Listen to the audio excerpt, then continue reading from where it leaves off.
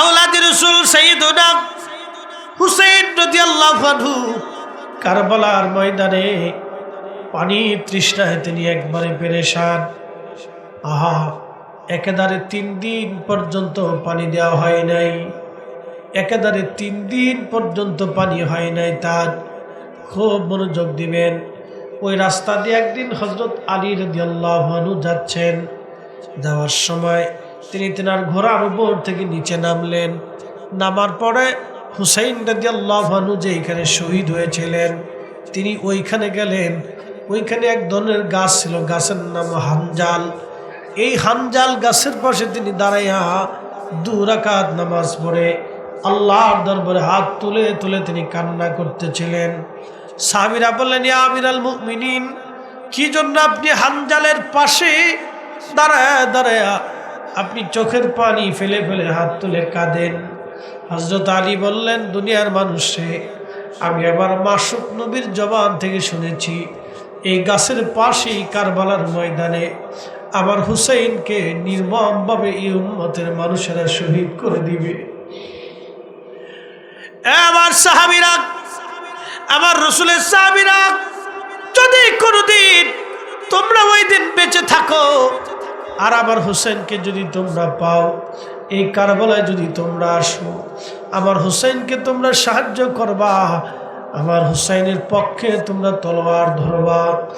সাবধান আমার সাথীরা, তোমরা শুনে রাখো, আসমানের নিচে জমিনের উপরে সাহাবায়ে কেরামের শাহাদাতের পরে এই জমিনের সর্বশ্রেষ্ঠ শহীদ হলো কারবালার শহীদরা। একবার আওয়াজ তুলে বলা যাবে কি সুবহানাল্লাহ। সালাতুন ইয়া রাসূলুল্লাহ আলাইকুম সালামুন ইয়া সালাতুন ইয়া রাসূলুল্লাহ আলাইকুম সালামুন ইয়া। এই কারবালার মাঠে শহীদ হবে সাহাবায়ে কেরামের পরে সবচেয়ে দামি শহীদ আল্লাহ আওলাদ রাসূল ইমাম হুসাইন। 3 দিন পানি পরিবারে দেওয়া হয় নাই। ফরাত নদী বন্ধ করে দেওয়া হলো। পানির যত কষ্ট, যদি পানি না থাকে তাহলে বুঝবেন। আফ্রিকার মরুভূমি আছে সাহারা, বাংলাদেশের 30টা দেশের সমান হবে একটা মরুভূমি। একবার সুবহানাল্লাহ বলা যাবে কিনা? বাংলাদেশের 30টা দেশের সমান হবে একটা মরুভূমি। তাহলে চিন্তা করেন সে মরুভূমিটা কত বিরাট হবে। আহা, সেই মরুভূমির আশেপাশের যে দেশগুলি আছে এই দেশের মানুষেরা জানে পানির কত দাম, পানির কত মূল্য তারা বুঝে। হযরত আওলাদ রাসূল হুসাইন রাদিয়াল্লাহু আনহু 3 দিন পরিবারে কোনো পানি নাই। পানির বিরাট বড় অভাব, পানির বিরাট বড় অভাব, কঠিন অভাব পানির। আল্লাহ, পরিবারের মধ্যে কোনো পানি নাই। হযরত ইমাম হুসাইন রাদিয়াল্লাহু আনহুর স্ত্রী ছিলেন শাহরবানু। আহা, ছোট্ট বাচ্চাকে কোলে করে নিয়ে আসছে স্বামীরে, স্বামী আমার, আপনি ছোট্ট বাচ্চাটাকে কোলে করে নিয়ে যান, সদুষ্টদের সামনে নিয়ে চলে যান। যদিও তারা আপনার সাথে দুশ্মনী করতেছে স্বামী, কিন্তু এই বাচ্চার সাথে তো তাদের কোনো দুশ্মনী নাই। স্বামী রে, আমার সন্তান আজকে 3 দিন আমি মা পানি দিতে পারি নাই। পানির অভাবে আমার শরীর পর্যন্ত শুকায় গেছে, আমার জিহ্বা পর্যন্ত শুকায় গেছে। আমি তারে আমার দুগ্ধ পান করাইতে পারি না। স্বামী রে, সন্তানটাকে নিয়ে কারবালায় সীমারের সামনে ইয়াজিদি সৈন্যদের সামনে নিয়ে দাঁড়ান, যদি ওদের দয়া লাগে বাচ্চাটারে পানি পান করাবে। সেই দিন ইমাম হুসাইন রাদিয়াল্লাহু আনহু ছোট্ট শিশু আলী আসগরকে কোলের মধ্যে নিয়ে তিনি কারবালার সামনে দাঁড়ায় গেলেন। আহা, একটু কথা শুনে যান। যারা নানার উসিলায় আকাশ থেকে বৃষ্টি হয়, যা নানার উসিলায় ফোরাত নদী আজ প্রবাহিত হয়। পৃথিবীর দুইটা নদী জান্নাত থেকে আসছে। একটা নদীর নাম ফোরাত, আর একটা নদীর নাম নীল নদ। দুইটা নদ জান্নাত থেকে প্রবাহিত হয়ে আসছে। পৃথিবীর দুইটা নদী আল্লাহ জান্নাত থেকে সরাসরি আল্লাহ পাঠিয়েছে। একবার জোরে বলা যাবে আল্লাহু আকবার। আহা, দুইটা নদী জান্নাত থেকে আসছে। এই ফোরাত নদীর ইতিহাস আছে, ফোরাত নদীর আগামী দিনের ভয়াবহতাও আছে। আল্লাহ রসুল বলেন, উম্মত রে, এই ফোরাত নদী শুকায় যাবে। যখন স্বর্ণের পাহাড় ভেসে উঠবে, তখন সারা পৃথিবীতে এই স্বর্ণকে কেন্দ্র করে মারামারি যুদ্ধ শুরু হবে। ওই যুদ্ধে একজন না, দুইজন না, শতকরা 99 জন মানুষ মারা যাবে, একজন মাত্র মানুষ বেঁচে থাকবে। ফোরাত নদীকে কেন্দ্র করে একটা যুদ্ধ হবে সারা পৃথিবীতে। এই যুদ্ধে এমন মানুষ পর্যন্ত জড়িয়ে যাবে, সারা পৃথিবীর যুদ্ধে জড়িয়ে যাবে, শতকরা একজন মানুষ বেঁচে থাকবে, 99 জন মানুষ মারা যাবে। সেটা কিয়ামতের আগে ফোরাত নদী শুকায়া স্বর্ণের পাহাড় ভেসে উঠবে। তার মানে ফোরাতের নিচে স্বর্ণের পাহাড় এখনো আছে, ফোরাতের নিচে স্বর্ণের খনি এখনো আছে। আহা, এই ফোরাত নদী জান্নাত থেকে প্রবাহিত হয়েছে, যার কারণে আজও পর্যন্ত এই ফোরাত নদী শুকায় নাই। লক্ষ লক্ষ বছর হায়াতে ফোরাত নদীর ছোট্ট একটু নদী পানি প্রবাহিত হয়ে যায়, কোনোদিন ওই নদী শুকায় না, একটা সেকেন্ডের জন্য শুকায় না। আর এই ফোরাত নদীর তীরে আওলাদের রাসূল হুসাইন রাদিয়াল্লাহু আনহু দাঁড়াইলেন 22,000 ইয়াজিদি সৈন্যদের সামনে। দাঁড়াইয়া চোখের পানি ছেড়ে কান্দার বলে, ইয়াজিদ বাহিনী, তোমাদের দৃষ্টিতে আমি অপরাধী হতে পারি, কিন্তু আমার এই ছোট্ট শিশুটা তো কোনো অপরাধ করে নাই। একটু পানি দিবা, একটু পানি দিবি। আজকে বাবা হয়ে 3 দিন তার মুখে এক ফোঁটা পানি দিতে পারি না। আমি বাবা হয়ে 3 দিন আমি আমার ছোট্ট কলিজার টুকরার মুখে পানি দিতে পারি নাই। সেই দিনের আকুতি মিনতি, যার নানা আসমানের দিকে তাকাইলে আল্লাহর আকাশ থেকে বৃষ্টি হইত, যারা চাইলে ফোরাত নদীর পথ পরিবর্তন করিয়া আবার আল্লাহ হুসাইনের তাবুর দিকে নদী ঘোরাই দিত। কিন্তু আজকে তারা পানির আশা নিয়ে উম্মতের সামনে দাঁড়াইছে। এটা উম্মতের জন্য বিরাট বড় পরীক্ষা। আওলাদের রাসূল দাঁড়ায় কাঁদে আর বলে, হুসাইন, বলছি আমার এই ছোট্ট শিশুটাকে একটু পানি দাও। সেই দিন বেঈমানদের মনে মায়া লাগে নাই। দূর থেকে এক দুষ্ট সীমার ডাক দিয়ে বলল, অপেক্ষা করো, জনমের পানি পান করাইতেছি। এই কথা বলে একটা তীর নিক্ষেপ করে ইমাম হুসাইন রাদিয়াল্লাহু আনহুর কোলে ধরে রাখা ছোট্ট শিশুটার কলিজা বিদীর্ণ হয়ে গেল, গল গল করে রক্ত পড়তেছিল।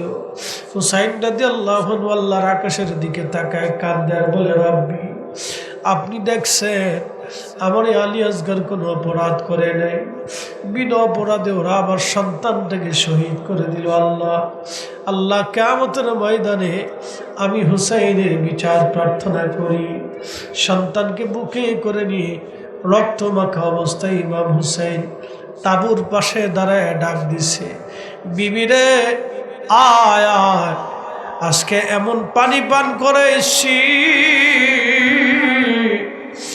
আমার আলী আসগর আর কোনোদিন পানির জন্য তোমার বিরক্ত করবে না রে বিবি। আমার সন্তান আর কোনোদিন কাঁদবে না, আর কোনোদিন তোমার কাছে পানি খাবার চাবে না রে বিবি। ইমাম জয়নুল আবেদিন বলতেছেন, দুনিয়ার মানুষ, কারবালার বেঁচে যাওয়া একমাত্র পুরুষ সাক্ষী ছিলাম আমি। আমার আব্বা জানলো, আমার আব্বা জানের কাছে আমার ছোট ভাই আলী আসগরকে কোলে তুলে ধরে দিয়ে দিলেন।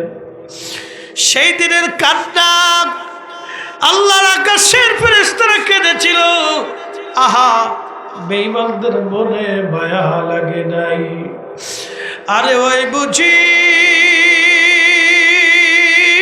রে যাই রে সোনা, কারবালার মাতম জারি।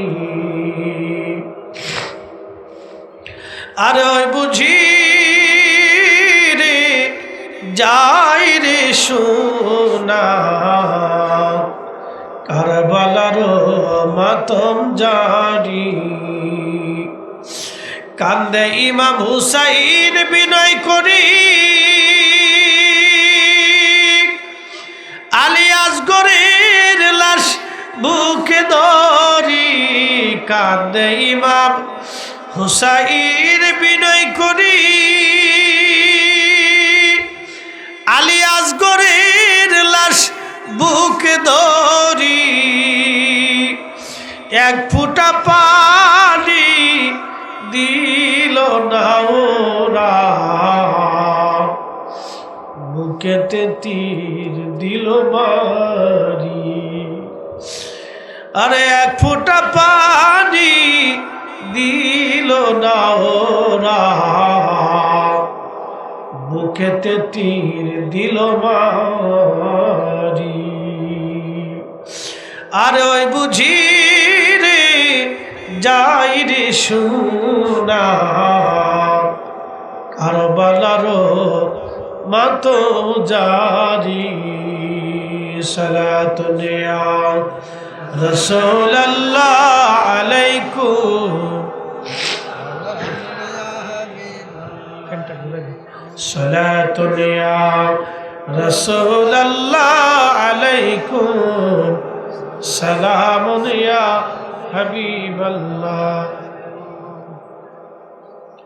রাঙ্গুনিয়ার মুসলমান হযরত ইমাম হুসেন রাদিয়াল্লাহু আনহুকে সেদিন পানি দেওয়া হয় নাই। তার পরিবার তৃষ্ণা অবস্থায় কঠিন কষ্ট নিয়ে ময়দানে দাঁড়ানো ছিলেন। একটা কথা মনে রাখবেন, সেই দিন তারা মাথা নত করেন নাই। ও নবীর উম্মত, নবীর আশিক, ভালো করে আর শুনে যান, একটা সেকেন্ডের জন্য তারা মাথা নত করে নাই। হযরত ইমাম হুসেন তাঁবুর ভিতরে ঢুকে বিবিদের কাছ থেকে বিদায় নিলেন, সন্তানদের কাছ থেকে বিদায় নিলেন। ছোট বোন জয়নব রাদিয়াল্লাহু আনহার সামনে দাঁড়াইলেন, বোন রে, আমার আব্বা জানের দেওয়া জুলফিকার তলোয়ারটা আমার হাতে দাও। জুলফিকার তলোয়ার হাতে নিলেন, আর হযরত জয়নব রাদিয়াল্লাহু আনহার জুলফিকার তলোয়ার হাতে নেওয়ার পরে আমিরা হামজা রাদিয়াল্লাহু আনহুর বর্মটা তিনি গায়ে দিলেন।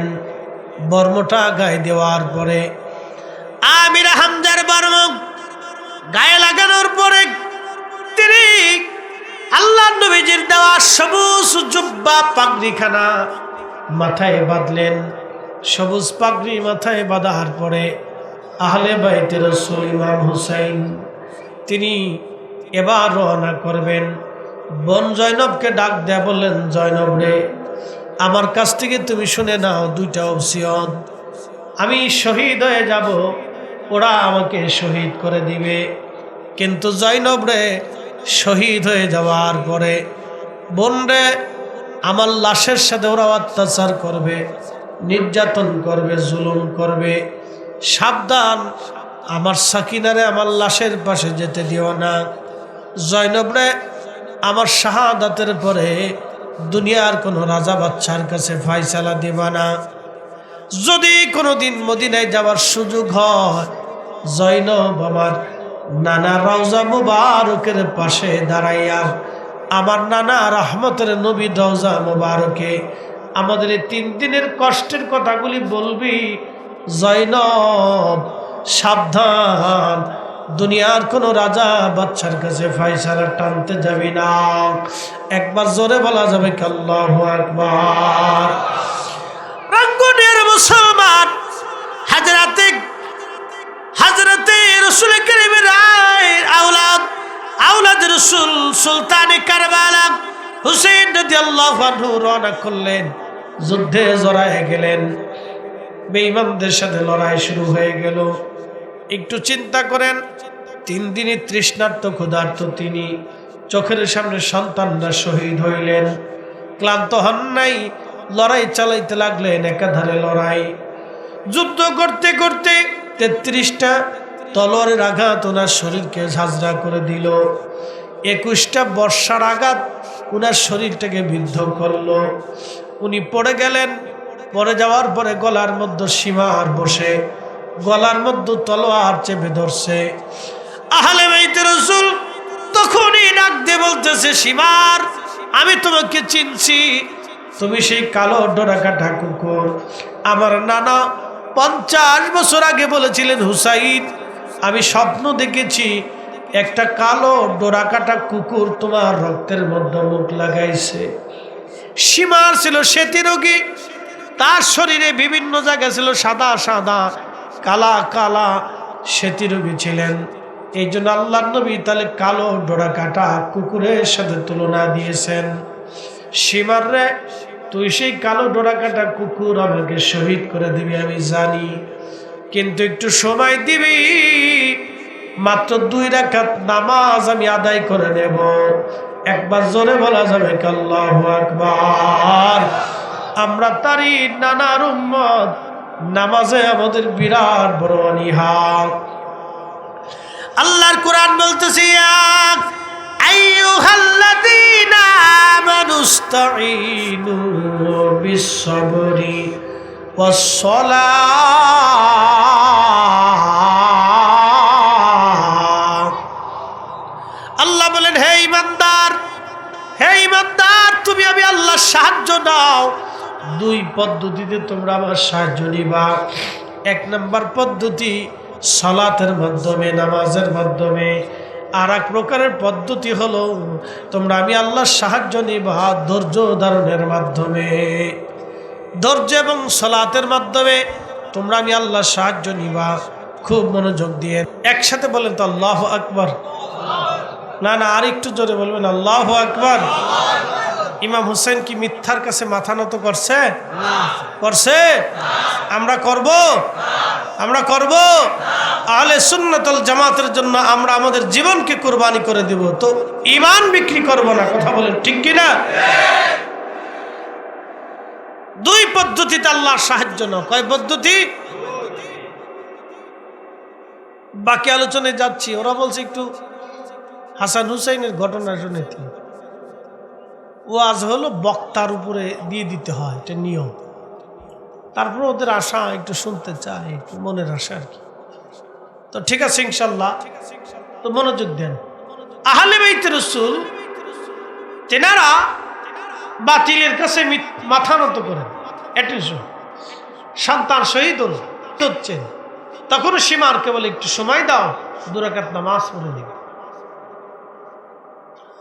তখনই তিনি 2 রাকাত নামাজ পড়লেন, রক্ত ঝরতেছিল। ওই অবস্থায় তিনি আল্লাহকে সিজদা দিলেন। এজন্য আল হাসানু ওয়াল হুসাইনু সাইয়্যিদা শাবাবি আহলিল জান্নাহ। হাসান আর হুসাইন 2 জন জান্নাতি যুবকদের সর্দার। একসাথে বলা যাবে সুবহানাল্লাহ। পৃথিবীতে একজন ব্যক্তির 2টা মাজার। একজন ব্যক্তির কয়টা মাজার? 2টা মাজার। তিনি অনলি 1 পারসন, ইমাম হুসাইন রাদিয়াল্লাহু আনহু। আর অন্য কেউ যদি বলে যে তার 2টা মাজার, ওটা আমি বিশ্বাস করি না, এটা ভ্রান্ত কথা। কেউ যদি বলে যে অন্য কারো 2টা মাজার আছে, তা আমি বিশ্বাস করি। একজন ব্যক্তির 2টা মাজার, তিনি ইমাম হুসাইনের। একটা মাজার হচ্ছে শুধু দেহ মুবারক, আর আরেকটা মাজার হচ্ছে শুধু মাথা মুবারক। আল্লাহু আকবার, জোরে বলেন আল্লাহু আকবার। মিথ্যার কাছে মাথা নত না করে এক অকুত ভয় বীর। যিনি আহলে বাইত রাসূল ইমাম হুসেইন, মিথ্যার কাছে যিনি মাথা নত করেন নাই, অকুত ভয়বীর,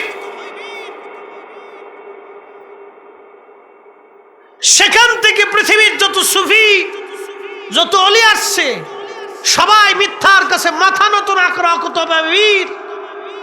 শাহজালাল আমিনী মুজাররিদি মিথ্যার কাছে মাথা নত না করে এক অকুত ভয়বীর। শুধু খানকার বীর ছিলেন না, জিহাদের ময়দানের বীর। কথা বলেন ঠিক না বেঠিক? শুধু খানকার বীর ছিলেন না, জিহাদের ময়দানের এক বীর।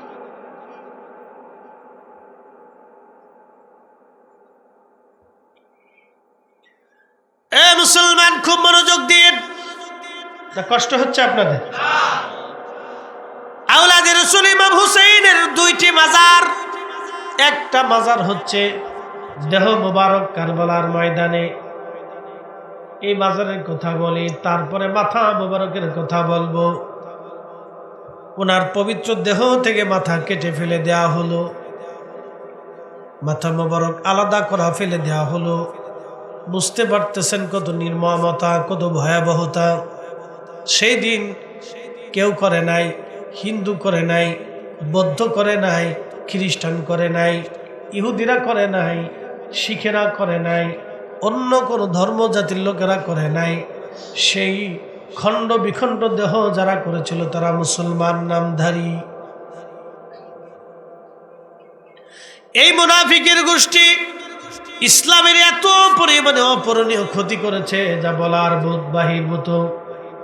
ইসলাম ও মুসলমানের এত পরিমাণে ক্ষতি তারা করেছে যা আপনি হিসাব কষে কোনোদিন টের করতে পারবেন না, যা অন্য অন্য ধর্মের লোকেরাও পারে নাই, যেটা নামধারী মুসলমানরাই ক্ষতিটা করে দিয়েছে।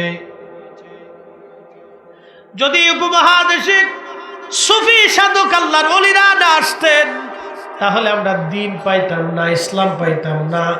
আজকে সেই অলিরা হইছে বেদাতি, আজকে তারাই হইছে মাজার পূজারি, তারাই হইছে শিরকি। তারা আজকে বেদাতি বেদাতি হয়ে গেছে। একবার জোরে বলা যাবে কি নাউজুবিল্লাহ? আজকে এত বছর পরে এই ট্যাগ আমাদের ঘাড়ে আসতেছে। হাজির, ইমাম হুসেন রাদিয়াল্লাহু আনহুর পবিত্র দেহ মুবারক ওরা নিয়ে কারবালার ময়দানে মাটি খনন করে দাফন করলো। তারা দাফন করার পরে তারা ওই এলাকার যত ইয়াজিদি সৈন্য ছিল সবাই মিলে ফোরাত থেকে পানি আনলো। পানি এনে পানি দিয়ে পুরা কারবালার মাঠ সয়লাভ করে দিল পানি দিয়ে। বলে কারণ কি? পানি মেরে মেরে তারা পোড়া মাঠ সমান করে দিল। ইমাম হুসাইনের পবিত্র মাজার কোন জায়গা আছে যাতে কেউ টের করতে না পারে, সেই জন্য পানি দিয়ে পোড়া মাঠ সমান করে দিয়ে দেওয়া হলো। আহা, কত বড় নির্মমতা, কত বড় পৈশাচিকতা তাদের সাথে জুলুম করা হয়েছিল। কত কঠিন জুলুম সেই দিন তাদের সাথে করা হলো। পানি দিয়ে সারা কারবালার মাঠ ভরে দেওয়া হলো। হুসাইন রাদিয়াল্লাহু আনহুর পবিত্র মাজার যাতে কেউ কোনোদিন খুঁজে না পায়, ওরা পানি মেরে সারা কারবালার মাঠ সমান করে দিয়ে চলে গেল। চলে যাওয়ার পরে একজন বেদুইন তিনি মরুভূমি থেকে সংবাদ পাইলেন কয়েকদিন পরে হুসাইন নাই, কারবালায় হুসাইন শহীদ হয়ে গেছে। এই কথা শুনিয়া বেদুইন কার সুদূর মরুভূমি থেকে রওনা হয়ে গেছে। ভালো যে যারে ভালোবাসে তার কথা শুনলে সে আর ধৈর্য ধরতে পারে না। সন্তান বিদেশ থেকে আসবে, বাবা মা অপেক্ষায় প্রহর গুনে সন্তান কখন আসবে। বাবা বিদেশ থেকে আসবে, ছেলেটা বারবার ঘরের ভিতরে পায়চারা করে, বাড়ির সামনে দিয়ে পায়চারা করে আব্বু কখন আসবে। মাকে বারবার যায় বলে মা আব্বা কখন আসবে, কখন আসবে, কখন আসবে। ছেলেটা কান্না করতে থাকে। ছেলেটা আনন্দে আত্মহারা হইয়া সারা বাড়ি ঘুরে দৌড়াই বেড়াইতে থাকে। কারবালার এই বেদুইন আশিক রাসূল সুদূর মরুভূমি থেকে দৌড়ে আসছে কারবালায়। আসার পরে কারবালার মানুষদেরকে জিজ্ঞেস করে, কারবালাবাসীরে বলো আমার হুসাইনের মাজার মোবারক কোন জায়গায় আছে, সমাধি কোন জায়গায় আছে। কারবালার মানুষ বলতেছে, শোনো গো বেদুইন, তিনার মাজার কোন জায়গায় আছে বলতে পারবো না। কারণ হলো তাকে সমাহিত কইরা ওরা পানি দিয়ে একবারে সারা কারবালার মাঠ সমান করে দিয়ে গেছে। কোথায় কোন জায়গা মাজার এটা আমি বলতে পারবো না। ইমাম ইবনে কাসির আল বেদার মধ্যে লিখতেছেন, ঠিক তখনই বেদুইনটার মনে মনে চিন্তা হলো, যাদের গা মোবারক থেকে নবীজি জান্নাতের খুশবু নিছে, তাদের শরীর মোবারক থেকে জান্নাতের খুশবু আসতো। তারা যেই জায়গা ঘুমায় তাদের কবর থেকে, তাদের রওজা থেকেও জান্নাতের ঘেরান আসবে। একবার জোরে বলা যাবে কি আল্লাহু আকবার? নারা চিৎকার মেরে জোরে বলেন আল্লাহু আকবার। আজকে বলে দিয়ে যাই, এই বছর হজে গিয়েছিলাম আমি, আমার সাথে মাওলানা মাইনুদ্দিন আহমদ জালালাবাদী সাহেব ছিলেন, মাওলানা মনসুর আহমদ হেলালি এবং মাওলানা সিলেটের এক ভাই মাওলানা গাজনবী ভাই ছিলেন, আরো কয়েকজন আলেম ছিল। হজ শেষ করার পরে মদিনাতে গেলাম। মদিনা থেকে বিদায় হব, মাত্র 2 দিন সময় আছে আর হাতে। মুনাজ্জিমকে বললাম, ভাইজান আমারে নিয়ে চলেন উহুদে, যেইখানে আল্লাহর নবী বিশ্রাম করেছিল। বাস্তবতা দেখে বলতেছি, চিন্তা করলাম আগে তো আমরা করতে আসছি, মদিনাতে গেলাম যখন তখন উহুদে গেছি, দিনের ভাগে গেলাম, রাত্রি তো কখনো যাই নেই। রাঙ্গুনিয়ার মুসলমান, আমি একবারে বাস্তব থেকে বলতেছি, আমরা কয়েকজন আলেম, সাথে একজন জেনারেল মানুষ ছিলেন, আমার এক পীর ভাই ছিলেন সাথে, সবাই মিলে গেলাম উহুদে। উহুদে দেখবেন পাহাড়ের পাশে একটা ফাঁকা জায়গা, এই ফাঁকা জায়গাটায় আল্লাহর নবী আহত অবস্থায় বিশ্রাম নিয়েছিলেন। যেই স্থানে নবীজিকে আঘাত করে দন্ত মোবারক শহীদ করা হয়েছিল, মাথা মোবারক কেটে ফেলা হয়েছিল, ওই জায়গায় আল্লাহর নবী যোহর আর আসরের নামাজ আদায় করার পরে, আসরের নামাজের পরে কাফেররা আক্রমণ করছিল ওই জায়গায়। ওইখানে এখন একটা ছোট্ট মসজিদ করে রাখা হয়েছে, যেখানে নবী নামাজ পড়েছিলেন যোহর আর আসর উহুদের যুদ্ধের দিন। ওই জায়গায় একখানে একটা ছোট্ট মসজিদ আছে। ওখান থেকে ওই ফাঁকা জায়গা পাহাড়ের একবারে কাছে 10 মিনিট 15 মিনিট সময় লাগবে। আল্লাহর নবী ওইখানে আহত হওয়ার পরে সাহাবীরা এবং ফেরেশতারা নবীজিকে ধরে নিয়ে ওই পাহাড়ের মাঝখানে ফাঁকা জায়গায় নিয়ে বিশ্রামে রাখলেন। আমি আমার যিনি হজের গাইড মুনাজ্জিমকে বললাম, ভাইজান রাত্রিবেলা যাব। তিনি বললেন, চলেন রাত্রি যাই। এই বছরে ওই তার কাটা সহ ঘিরে রাখা ছিল, তার কাটাগুলো কেটে ফেলা দেওয়া হয়েছে। চিন্তা করলাম সুবর্ণ সুযোগ, রাত্রিবেলা পুলিশ থাকে না, আমরা গোপনে যাব। গোপনে আমরা 5-6 জন আলেম ওলামা সহ গেলাম। আল্লাহর কসম করে বলতেছি ভাইজান, যখন রাত্রিবেলা পাথর বেয়ে বেয়ে উপরে উঠতে লাগলাম, যেখানে আল্লাহর নবী বিশ্রাম করেছেন উহুদের যুদ্ধের দিনে, সেই পাথরের ফাঁকা জায়গা সিমেন্ট দিয়ে ওরা ঘিরে ফেলেছে।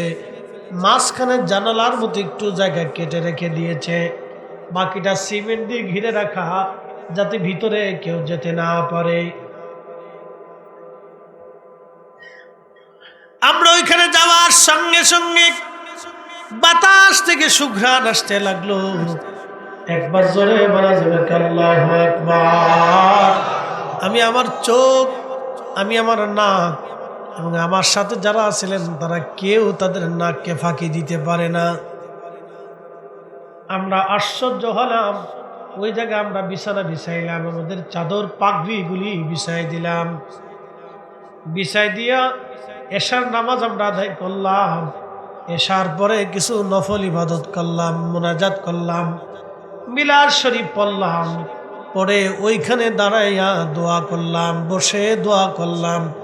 তখনও কয়েক ঘন্টা মন চাই না ফিরে আসতে, শুধু সুঘ্রাণ আসতে লাগলো। একটা সেকেন্ডের জন্য সুঘ্রাণ বন্ধ হয় নাই। জোরে বলবেন কি আল্লাহু আকবার। চিন্তা করলাম বাতাসে ঘেরান কোথা থেকে আসে দেখি, সিমেন্ট দিয়ে যে জায়গাটা ঘেরা ওর ফাঁকার ভিতরেই আল্লাহর নবী বিশ্রামে ছিলেন। চিন্তা করলাম ওইখানে একটু ফুসি দিয়ে দেখি কি অবস্থা। কসম খুদার, কসম আল্লাহর, আল্লাহি বিল্লাহি তাল্লাহি, ওই মালিকের কসম করি যিনি আমার জীবন এবং হায়াতের মালিক, সে আল্লাহর কসম। ওইখান ফাঁকা জায়গা দিয়ে যখন মাথা ঢুকাইলাম আমরা প্রত্যেকেই, এত সুঘ্রাণ আসতে লাগলো, পৃথিবীর কোন সুঘ্রাণে সেই সুঘ্রাণ আপনি পাবেন না। এত সুঘ্রাণ আসতে লাগলো, এত সুঘ্রাণ জীবনে কোথাও পাবেন না। মুরাজ্জিম বললেন, ফরিদি সাহেব, এখানকার যে সুঘ্রাণ আজকে পেলাম, আমি বহুদিন হজের গাইড, হজের লক্ষ লক্ষ হাজি, হাজার হাজার হাজি আমি হজ করাইছি। আজকে এখানে যে সুঘ্রাণ পাইলাম, একই সুঘ্রাণ আমি আর এক জায়গা থেকে পেয়েছি। সেটা বাইতুল আকসাতে আমার নবীজি যে পাথর মোবারকে কদম মোবারক রেখে বোরাকের পিঠে সওয়ার হয়েছিলেন, সেই বাইতুল আকসাতে পাথরে যে ঘিরান, এই উহুদেও সেই একই ঘিরান। একবার জোরে বলবেন কি সুবহানাল্লাহ। শ্রেষ্ঠ নবী দিলাম রে তরিয়ে নিতে রোজ হাসুরি, পথ না ভুলি তাই তো দিলে পাক কুরআনের বাণী। খোদা তোমার মেহেরবানি, সুন্দর ফল সুন্দর ফল, মিঠা নদীর পানি,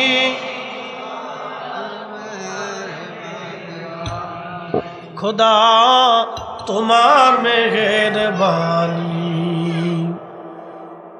সেই সুঘ্রাণ 1450 বছর পরে এখনো আসে। একসাথে বলবেন না আল্লাহু আকবার। আমার বাস্তবতা থেকে বলতেছি, আমি দিনে গেছি কিন্তু সুঘ্রাণ পাইনি। ওই হজে আমি দিনেও গেছি, এবছর হজে আমি দিনেও গেছি। দিনে আমি আর একজন প্রিন্সিপাল সাহেব গেছিলেন, সিলেট বিশ্বনাথ আলিয়ার প্রিন্সিপাল মহোদয়, উনি আর আমি আরো কয়েকজন একসাথে দিনে গেছিলাম। প্রিন্সিপাল সাহেব আর আমরা একসাথে, ফেসুগঞ্জ আলিয়ার ভাইস প্রিন্সিপাল আর বিশ্বনাথের প্রিন্সিপাল, আমরা একসাথে ছিলাম হজে। এক রুমে সবসময় থাকছি, মদিনাতেও মক্কাতে একসাথে হজ করছি। তো প্রিন্সিপাল মহোদয় এবং আমি একসাথে দুইজন গেছি, কিন্তু দিনে সুঘ্রাণ পাইনি। রাতে যখন গেছি তখনই সুঘ্রাণ আসছে। 1450 বছর পরেও সুঘ্রাণ আসে। আমার রসুলের সুঘ্রাণ 1450 বছর পরেও আসে। একসাথে বলবেন আল্লাহু আকবার। আহা, যদি আমরা বুঝতাম।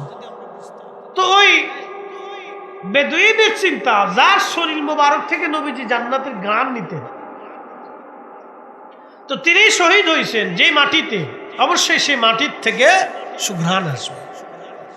তো সে কারবালা থেকে বিভিন্ন জায়গা থেকে সুঘ্রাণ নিচ্ছে মাটির, নিতে নিতে নিতে নিতে ইমাম হুসেইন রাদিয়াল্লাহু আনহুর পবিত্র বরগা মাজার মোবারক যেখানে আসছে, ওখান থেকে মাটি নেওয়ার সাথে সাথে দেখতেছে মাটির ভিতর থেকে আল্লাহর বেহেশতের ঘেরান আসতেছে।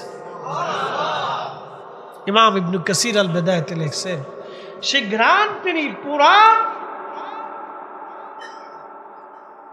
রওজা শরীফ সুলতান কারবালা হুসেইন রাদিয়াল্লাহু রাদিয়াল্লাহু আনহুকে যেখানে সমাহিত করা হলো, পোড়া মাটি থেকে উনি সুঘ্রাণ নিলেন, সেখানে তিনি কবর চিহ্নিত করলেন।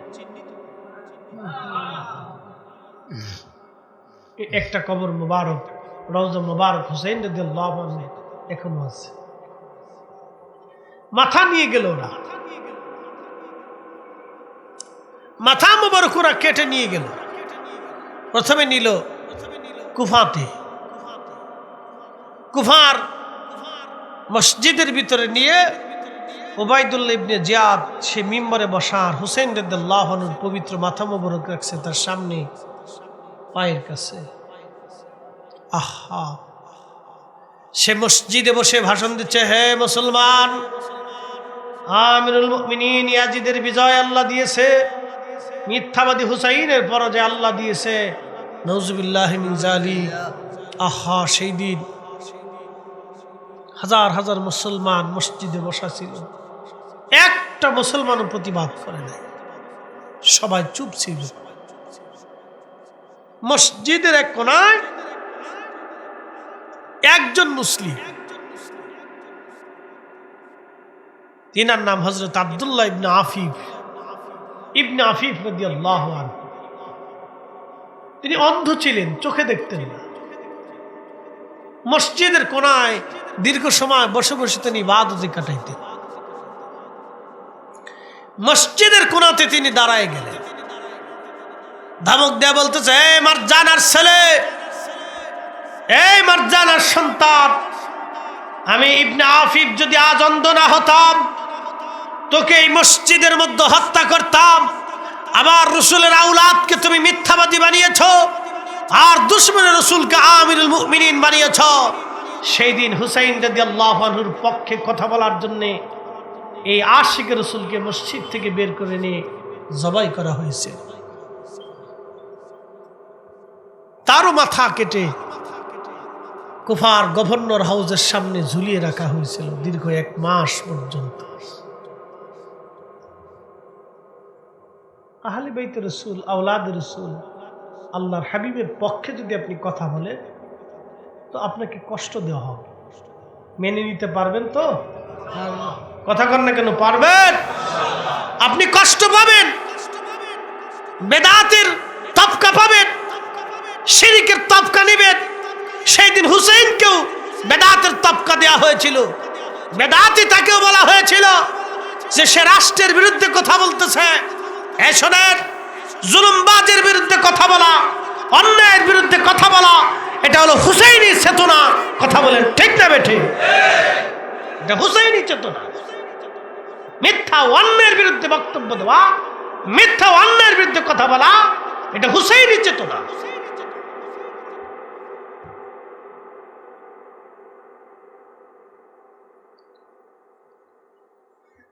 প্রিয় উপস্থিতি, আহলে বাইতে রাসূল হুসাইন রাদিয়াল্লাহু আনহুর পবিত্র মাথা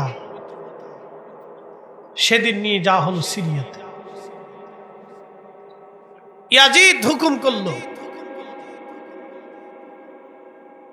হুকুম করলো তাকে সারা শহর করে ঘুরার। পবিত্র মাথা মোবারক বর্ষার আগায় বিধাইয়া সারা শহর দিয়ে ঘুরানো হচ্ছে। আহা, কি বুঝলেন আপনি? সবাই কি দুশমনের রসুল ছিল? না, আশিক রসুলরা রাস্তার পাশে দাঁড়ায়া দাঁড়ায়া আহলে বাইতে রসুলের পবিত্র নুরানি চেহারা এক নজর দেখার জন্য তারা অপেক্ষায় দাঁড়ানো ছিল, চোখের পানি ফেলে ফেলে কাঁদতেছিল। একজন আশিক রসুল ওই পবিত্র মস্তকের পাশে দাঁড়ায় তিনি কোরআনের তেলাওয়াত করলেন, আম হাসিবতা আন্না আসহাবাল কাহফি ওয়ার রাকিমি কানু মিন আয়াতিনা আযাবা।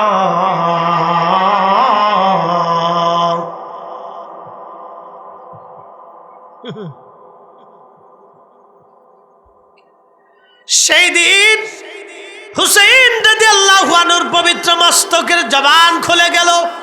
একসাথে বলবেন আল্লাহু আকবার। জবান থেকে আওয়াজ আসে, আযাবু আযাবু আসহাবাল কাহফি কাতলি ওয়া হামলি কতই আশ্চর্য, সাহাবে কাহাব থেকে আমাকে হত্যা করা এবং আমাকে বহন করা, অপমান করা। হুসাইনের পবিত্র জবান থেকে আওয়াজ আসে, আজাবু আসহাবাল কাহাফি কাতলি ওয়া হামলি, আমাকে হত্যা করা, আমাকে এইভাবে অপমান করা। আসহাবে কাহাফ থেকে কতই না আশ্চর্য। আহারে, সেই দিন হুসেন রাদিয়াল্লাহু আনহুর মস্তক নিয়ে আসা হলো ইয়াজিদের বারগাহে। ইয়াজিদ তখন পবিত্র মাথা মোবারক সামনে নিয়ে একটা সরা দিয়ে, লাঠি দিয়ে মাথা মোবারকের বিভিন্ন চোখে মুখে নাকি স্পর্শ করতেছিলেন। আবু বারজা আসলামী রাদিয়াল্লাহু আনহু একজন সাহাবী ছিলেন। আবু বারজা আসলামী সেই দিন চোখের পানি ছেড়ে দিয়ে বলল, ইয়াজিদ রে, তোমার লাঠি সরাও। আমি রাসূল কারীমের সাহাবী বলতেছি, আমি কতবার দেখেছি যে মুখে তুমি লাঠির আঘাত করো, এই মুখের মধ্যে নবী চুমা লাগাইতে, যে চোখে তুমি লাঠির আঘাত করতেছ, আমি বারজা আসলামী কতবার দেখেছি চোখে কপালে ওই মুখে রহমতের নবী চুমা লাগাইতো। ওনার মাথা মোবারক নিতে নিতে পরিদর্শন হতে হতে বর্তমানে গাজার নাম ছিল আসকালান। এই আসকালান শহরে হুসেন রাদিয়াল্লাহু আনহুর মাথা মোবারক সমাহিত করা হলো। 530 হিজরি খ্রিস্টানরা গাজা, আসকালান, ফিলিস্তিন দখল করে নিয়ে নিল। 530 হিজরি এই ফিলিস্তিন খ্রিস্টান ক্রুসেডাররা দখল করে নিয়ে নিল। দখল করে নিয়ে যাওয়ার পরে মিশরের যিনি গভর্নর ছিলেন, মিশরের যিনি বাদশাহ ছিলেন, তিনি চিন্তা করলেন আহলে বাইতে রসুলের পবিত্র মস্তক মাথা মোবারক আসকালানে রাখা যাবে না, যেহেতু ওটা খ্রিস্টানরা দখল করে নিয়ে গেছে। ওই পবিত্র মাথা মোবারক আমাদের দেশে নিয়ে আসতে হবে। তখন তিনি ওই পবিত্র মাথা মোবারক আনার জন্যে তখন ওই আসকালান ফিলিস্তিনের যে খ্রিস্টান শাসক ছিল তার কাছে প্রস্তাব দিলেন। তিনি বললেন, মাথা মোবারক দিতে পারি, কিন্তু একটা শর্ত হলো আমাদেরকে 30,000 স্বর্ণ মুদ্রা দিতে হবে। 30,000 স্বর্ণ মুদ্রা বাড়ির কাছে কথা না, আজকের জমানায় বিলিয়ন কোটি কোটি ডলার হবে। আহা, সেই দিন তিনি রাজি হয়ে গেলেন, বলে টাকা নাও, কিন্তু হুসাইনের পবিত্র মাথা মোবারক আমাকে দিয়ে দাও। মিশরের গভর্নর উলামায়ে কেরাম নিয়ে, আলেম ওলামা নিয়ে, আর সেই দিন মুসলমানদেরকে নিয়ে, সেনাবাহিনী নিয়ে উনি খালি পায়ে আহলে বাইতে রসুল, আওলাদে রসুল, সুলতানে কারবালা ইমাম হুসাইন রাদিয়াল্লাহু আনহুর পবিত্র মাজার মোবারকের পাশে যাইয়া মাটি খনন করে যখন ওনার পবিত্র মস্তক মোবারক উঠাইলেন, 530 অর্থাৎ 470 বছর পর ইমাম হুসাইনকে যেইভাবে সমাহিত করা হয়েছিল, 470 বছর পর পবিত্র মাথা ওই রকমই আছে। একটু চুলও খসে পড়ে নাই, চোখও নষ্ট হয় নাই, আহা, রক্ত তখনও বন্ধ হয় নাই, আর পবিত্র ঠোঁট মোবারক তখনও নষ্ট হয় নাই, পবিত্র চেহারা মোবারক তখনও ফ্যাকাশে হয় নাই, তখনও চেহারা থেকে নূর আসতেছিল, তখনও চুল যেমন তেমন ছিল, ভুরু যেমন তেমন ছিল, কান যেমন তেমন ছিল, চোখ যেমন তেমন ছিল, ঠোঁট যেমন তেমন ছিল, নাক যেমন তেমন ছিল, আর চেহারা যেমন তেমন ছিল। তখন ওনার দেহ মোবারক, মাথা মোবারক থেকে রক্ত টবে টবে পড়তেছিল। একবার জোরে বলা যাবে কি আল্লাহু আকবার? হয় না, হয় না, আরো জোরে বলেন ইয়া রাসূলুল্লাহ। আওলাদের রসুল যদি এইভাবে থাকে তাহলে বলেন আমাদের নবী আছে না? না।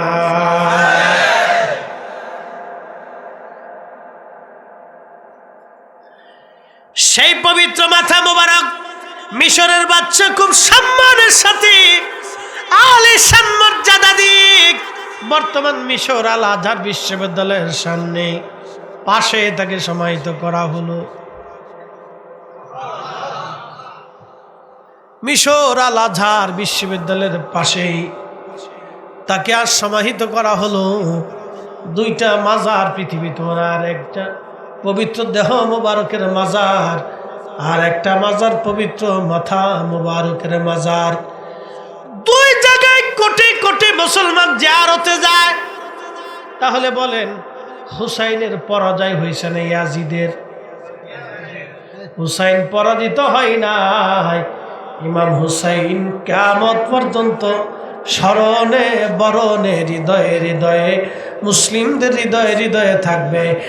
আর কিয়ামত পর্যন্ত মুসলমানদের হৃদয়ে ইয়াজিদ ঘৃণার পাত্র হয়ে থাকবে। কথা বলেন ঠিক কিনা?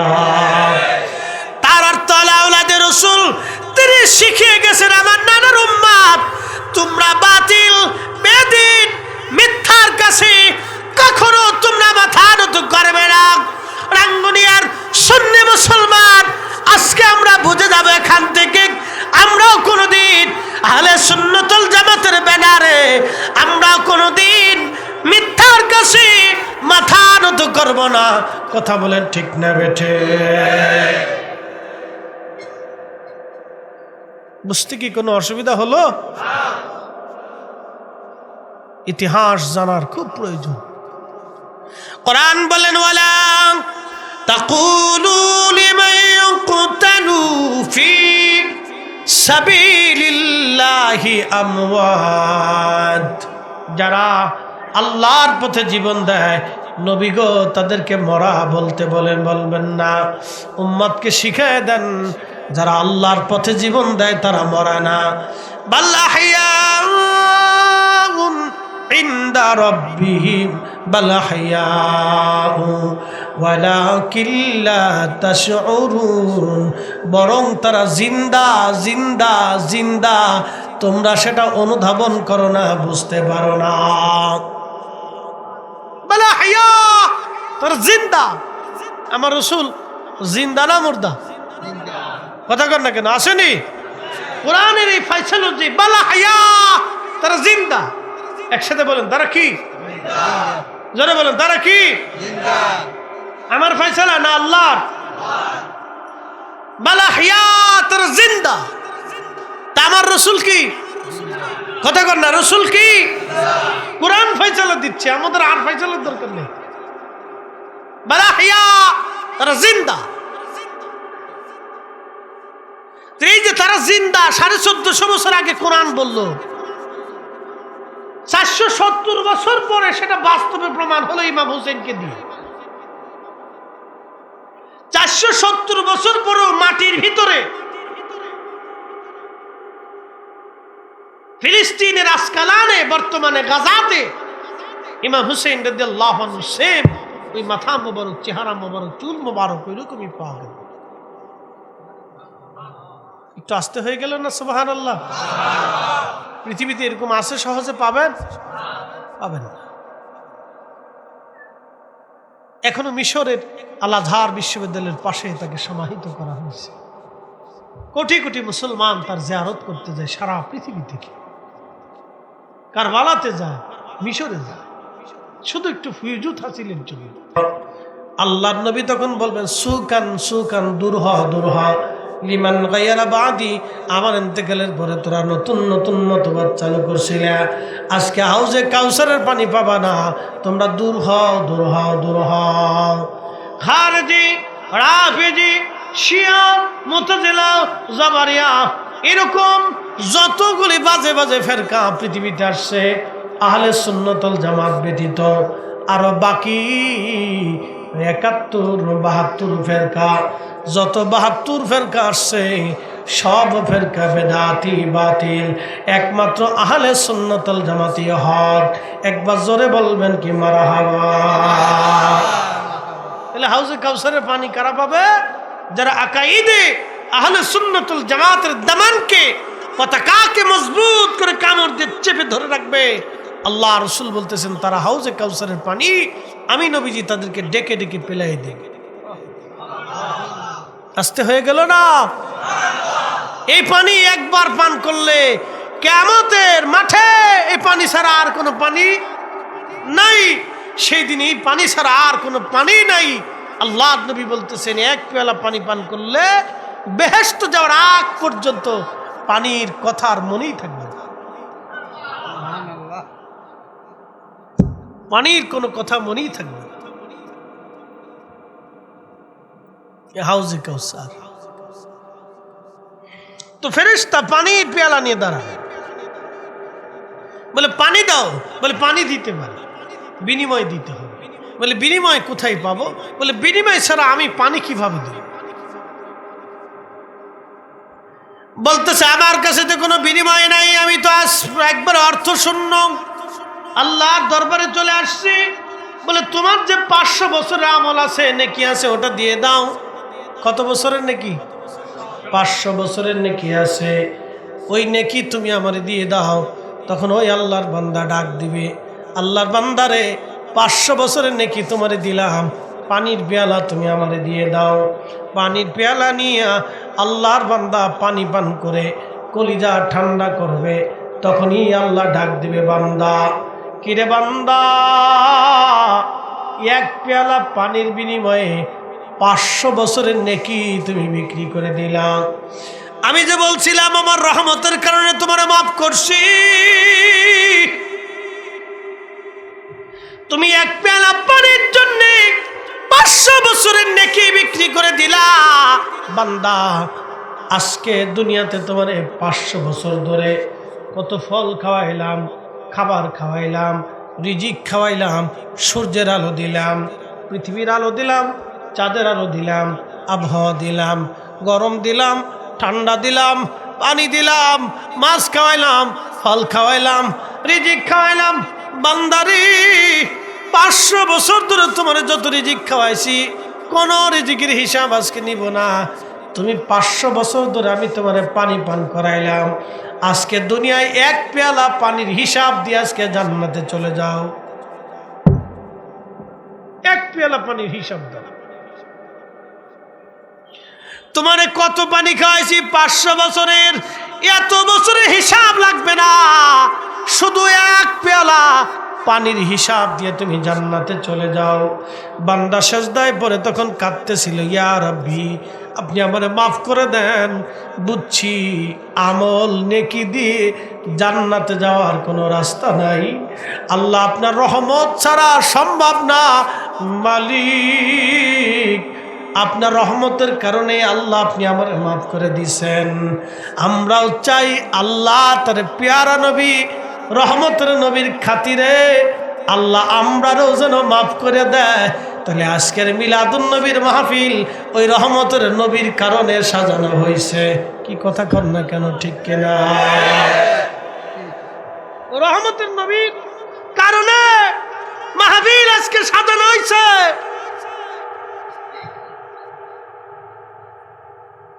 ওই রহমতের নবীর কারণে মাহফিল সাজানো হয়েছে। আপনার কাছে খারাপ লাগতেই পারে, কিচ্ছু আসে যায় না, তবে হাসরের মাঠ বড় ভয়াবহ। সেই দিন আমার রসুলের কদম ছাড়া উম্মতের আর কোনো দাঁড়াবার জায়গা থাকবে না। কি কথা কর না, ঠিক কিনা? সেই দিন আমার রসুল করিমের কদম মুবারক ছাড়া উম্মতের আর কোথাও দাঁড়ানোর জায়গা থাকবে না। আপনাকে এগুলি বুঝে যেতে হবে। সেই দিন আমার নবীর কদম মুবারক ছাড়া উম্মতের আর দাঁড়ানোর কোনো জায়গা নাই। তাহলে আপনি বলেন, এই মাহফিল দরকার আছে? আমি আসতে বলছি, আপনি কি আসতে বলবেন? একসাথে বলেন, মাহফিল প্রয়োজন আছে।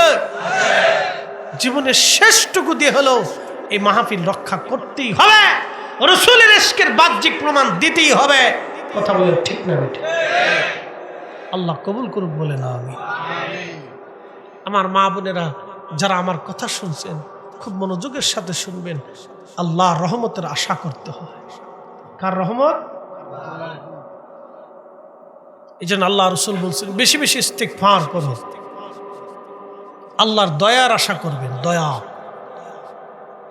এত জীবনের পানি, এই যে ফরিদি সাহেব পানির ঢোক গিলেছে, আল্লাহ যদি জিজ্ঞেস করে তুমি পানি পান করছো, নির্মল বিশুদ্ধ পানি আমি তুমি তো তোমারে পান করাইছি। বান্দা পানি খেয়ে তুমি কি করছো? আমার এক পেয়ালা পানির হিসাব দাও, এটা বুঝিয়ে দাও আমাকে। বলেন আমার পক্ষে সম্ভব হবে? আপনার পক্ষে সম্ভব হবে? জীবনের 60 বছর পর্যন্ত আল্লাহ কত রিজিক খাওয়াইলেন। আমার এই বয়স 40 বছরের জীবনে আল্লাহ কত রিজিক আমাদেরকে খাওয়াচ্ছেন, কত খাবার আল্লাহ দিচ্ছেন। শোনেন, আজকে একটা কথা বলি, শান্তি কার পক্ষ থেকে আসে? কোটি টাকা দিয়ে এটা পাবেন। আমাদের দেশে যারা মানুষের অর্থ মেরে খায় তাদের ঘুম হয় না। কি হয় না? যারা মানুষের রিজিক নষ্ট করে অর্থ মেরে খায় তাদের ঘুম হয় না, তারা ওষুধ খেয়ে ঘুমায়। যারা মানুষ হত্যা করে তারা ঘুমাইতে পারে না, তারা ওষুধ খেয়ে নেশা করে তারপরে ঘুমায়, মদ পান করে ঘুমায়, এমনি ঘুমাইতে পারে না। আল্লাহ তাদের চোখ থেকে ঘুম কেড়ে নিয়েছে, কারণ তারা মানুষের ঘুম কেড়ে নিয়েছে। যারা গরিব মানুষের হক মেরে দেয়, অর্থ মেরে দেয়, রিজিক মেরে দেয়, তারা অনেক মানুষের চোখের পানি ঝরায়। এরা জানে না কত গরিব মানুষ নিভৃতে চোখের পানি ফেলে, এরা বুঝে না। আপনি জানেন আমার দেশের বহু মানুষ এখনো দারিদ্র সীমার নিচে বাস করে। বহু মানুষ, আপনি যদি দেখতে চান তো উত্তরবঙ্গে চলে যাবেন। আহা, দারিদ্রতা যে কত কঠিন, অভাব যে কত কঠিন, তাদের ঘরের দুয়ারে দাঁড়াইলে বুঝতে পারবে। দারিদ্র সীমার নিচে মানুষ বাস করে। এই দুমুঠো খাবার যদি আপনি তাদের ঘরে পৌঁছাইতে পারেন, তারা মহা আনন্দ হয়, খুশিতে আপ্লুত হয়। অনেক মা খাবারের কষ্টে মাহে রমজান আসলে অনেক কষ্ট করে, ভালো ইফতার করতে পারে না, ভালো কিছু খাইতে পারে না। এই জন্য যারা গরিবের হক নষ্ট করে তারা ঘুমাইতে পারে না, কারণ তারা মানুষের ঘুম কেড়ে নেয়। আল্লাহ তাদের চোখ থেকে ঘুম কেড়ে নেয়, পরে নেশা করে ঘুমায়। ওটা তো ঘুম না, ওটা অজ্ঞান হয়ে পড়ে থাকে, বুঝছেন না? নেশা করে বড়ি খায় তারপরে ঘুমায়। এক একটা বড়ির দাম 18 টাকা, 280 টাকা, 500 টাকাও আছে। এটা খাইয়ে তারপরে ঘুমায়, ঘুম হয় না। যারা মানুষ হত্যা করে তাদের ঘুম হয় না, কারণ তারা অনেক মানুষের ঘুম কেড়ে নিচ্ছে। তার প্রিয়জনের ঘুম সে কেড়ে নিছে, সন্তানের ঘুম নিছে, মায়ের ঘুম কেড়ে নিছে, স্ত্রীর ঘুম কেড়ে নিছে। এই জন্য তার ঘুম আসে না। আল্লাহ ঘুম কেড়ে নিয়েছে, ওই ওষুধ খাইয়া নেশা করে তারপরে ঘুমায়। আল্লাহ শাস্তি আছে। কে বলছে আল্লাহ শাস্তি নেই? দুনিয়াতেও আল্লাহ শাস্তি দেয়। কে বলছে আল্লাহ শাস্তি না? অবশ্যই শাস্তি আছে। আপনি অন্যায় করবেন, যদি মাফ না চান, শাস্তি অবশ্যই আছে।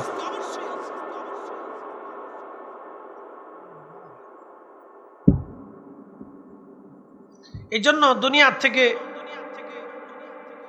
আল্লাহ আমাদেরকে যে হালত দিছে এটা শুকরিয়া আদায় করতে হবে। যতটুকুন পরিমাণ অর্থ রিজিক দিছে শুকরিয়া আদায় করবেন। যা আল্লাহর সামনে পাবেন খাবেন, আলহামদুলিল্লাহ বলে সন্তুষ্ট চিত্তে খাবেন, মনের আনন্দ নিয়ে খাবেন, যে আল্লাহ তুমি আমার এই খাবারটা দিছো, আমার চাইতে কত মানুষকে তো আল্লাহ তুমি না খাইও রাখছো। কি কথা ঠিক কিনা? তুমি আমার দিছো, শুকরিয়ার সাথে খেয়ে ফেলবেন। খাবারে খুদ ধরবেন না। অন্য কেউ খাবার দিলে তার প্রশংসা করবেন, তার খাবারে খুদ ধরবেন না। অনেক সময় দেখা যায় বিয়েতে বা অনুষ্ঠানে দাওয়াত দিলে খাবার কমতি পড়লে অনেকে বেজার হয়, ঠিক আছে না? তো খাবার দিতে পারবি না, দাওয়াত দিছিস কেন? বেজার হয়ে যায়, রাগারাগি করে, ছাটাফাটা করে। বাংলাদেশ এমন এক আজগুবি দেশ, বিয়ের খাবার নিয়ে মারামারি করে মার্ডার হয়। হ্যাঁ, ব্রাহ্মণবাড়িয়া থেকে কয়েক মাস আগে হয়েছে, আর জামালপুরে হয়েছে। তা আমি মনে করি বিয়ের বাড়িতে খাবার নিয়ে যারা মারামারি করে মার্ডার করে, ওদের খাওয়ানো চাইতে কুত্তা খাওয়ানো ভালো। কি ঠিক আসতে করলেন? খেসরে বলে ওরে খাওয়ানো চাইতে কি খাওয়ানো ভালো? কুত্তা খাওয়ান। ও মানুষ না, খাবার নিয়ে মারামারি করে কুত্তা। খাবার নিয়ে মারামারি করে কিসে? কুত্তায়। মানুষ খাবার নিয়ে মারামারি করতে পারে না। খাবার একটু কম হলো, একটু কম পদ হলো মন খারাপ করতে, শুকরিয়া করতে, আল্লাহ তুমি দিছো, আলহামদুলিল্লাহ। সাহেবে দাওয়াত ইচ্ছা অনুযায়ী চেষ্টা করছে ভালো খাবার খাওয়ানোর জন্য, সে যতটুকুন পারছে আলহামদুলিল্লাহ। কি কথা ঠিক কিনা? এই মানসিকতা আমাদের তৈরি করছে, মানে সুখী হবেন আলহামদুলিল্লাহ, কোনো ঝামেলা নেই। আল্লাহ আমাদের প্রত্যেকের তৌফিক দান করুন, বলে না আমিন। তাহলে কার রহমত? আল্লাহর রহমত। জোরে বলেন কার রহমত? আল্লাহর রহমত। আল্লাহ কোরআনের আয়াতে বলছে,